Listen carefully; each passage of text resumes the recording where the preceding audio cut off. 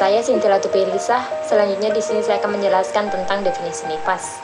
Definisi masa nifas yang diberikan oleh para ahli menunjukkan waktu atau periode masa nifas tersebut. Beberapa definisi diantaranya adalah sebagai berikut. Yang pertama, postpartum.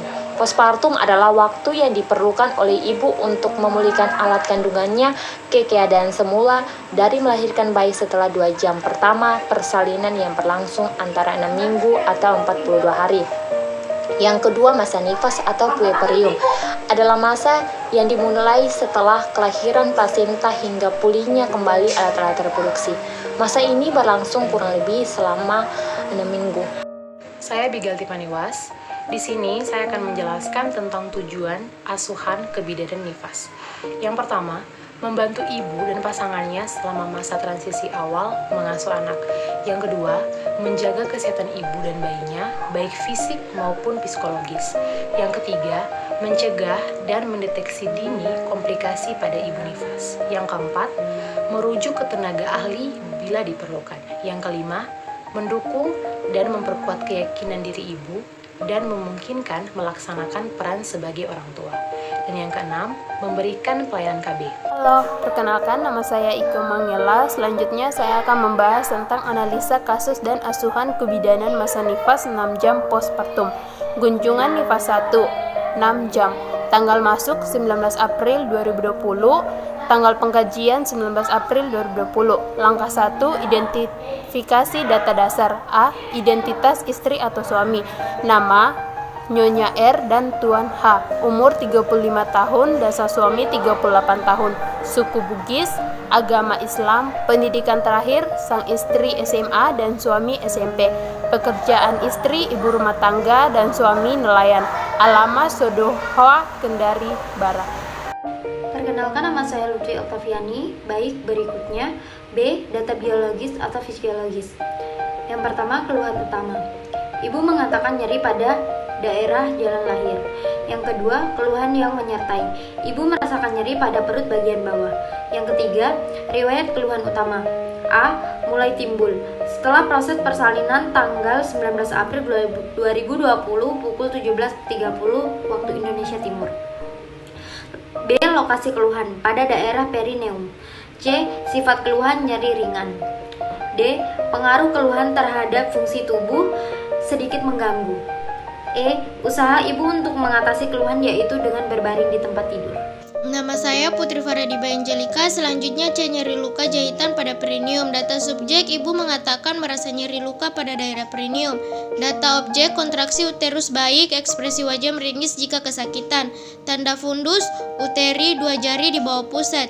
Luka jahitan perineum derajat 1. Analisis interpretasi, nyeri disebabkan karena putusnya kontinuitas jaringan sehingga tubuh mengeluarkan zat kimia atau bradikin untuk merangsang reseptor nyeri di hipotalamus yang diteruskan ke syaraf brevier yang akhirnya menimbulkan nyeri perineum. Selanjutnya yaitu mengenai rencana asuhan. Nah, jadi yang pertama itu memberitahu kepada ibu tentang tindakan yang akan dilakukan. Rasionalnya agar ibu mengerti tentang tindakan yang akan dilakukan. Yang kedua yaitu observasi atau mengamati keadaan umum ibu atau TTV. Rasionalnya atau tanda-tanda vital ini merupakan salah satu indikator untuk mengetahui keadaan umum ibu baik atau buruknya. Yang ketiga yaitu mengenai observasi pengeluaran losea. Nah, di mana rasionalnya yaitu losea ini adalah sekret yang berasal dari kavum uteri dan vagina dalam masa nifas. Losea ini akan keluar pada hari pertama sampai 12 minggu postpartum. Losea yang keluar di hari pertama sampai hari ketiga tersebut disebut dengan losea lumbra. 4. Berikan health education pada ibu tentang perawatan perineum. Rasional, luka jahitan yang tidak terawat dengan baik dapat menyebabkan infeksi. 5. Anjurkan ibu agar sering berkemih atau bak.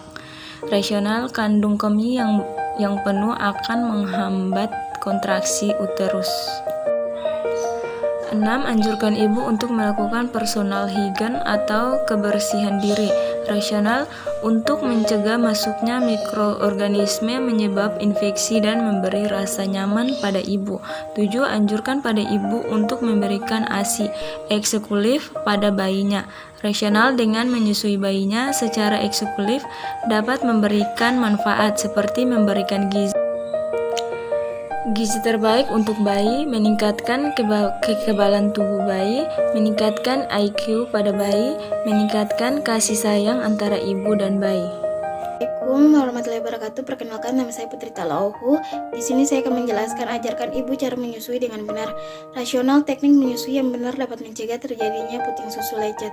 Ajarkan pada ibu tentang perawatan payudara. Rasional yang melakukan perawatan payudara dapat mencegah kebersihan payudara, terutama kebersihan puting susu agar terhindar dari infeksi. Melunakkan serta memperbaiki bentuk puting susu sehingga bayi dapat menyusui dengan baik. Merangsang kelenjar-kelenjar air susu sehingga produksi menjadi lancar. Anjurkan pada ibu untuk melakukan mobilisasi dini.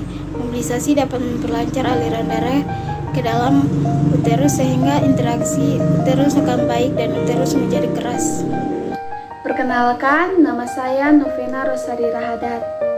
11. Berikan kepada ibu pendidikan kesehatan tentang nutrisi ibu nifas. Rasional, ibu harus mendapatkan asupan nutrisi yang cukup dari berbagai sumber makanan yang mengandung protein, lemak, karbohidrat, zinc, DH, vitamin, magnesium. Makanan yang dikonsumsi adalah makanan yang tinggi kalori dan tinggi protein. Selain itu, ibu nifas yang perlu minum sedikitnya 3 liter setiap hari.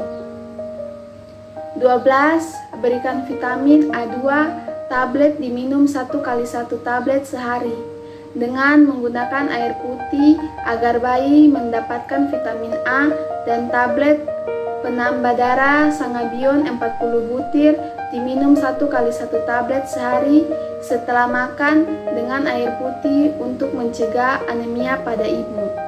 Rasional, agar protein pemulihan ibu berlangsung baik dan ibu dalam keadaan sehat. Dan yang terakhir yaitu anjurkan ibu untuk ber-KB. Rasionalnya yaitu dengan ber-KB ibu dapat mengatur jarak kehamilan sehingga alat reproduksi siap untuk kehamilan selanjutnya. Selain itu, untuk pemenuhan kebutuhan fisik, psikologis, dan sosial anak lebih optimal.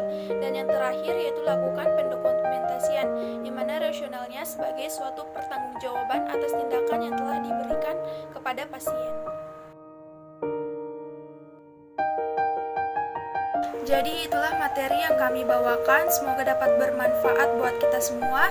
Sekian dari kami, wassalamualaikum warahmatullahi wabarakatuh, dan salam sejahtera buat kita semua.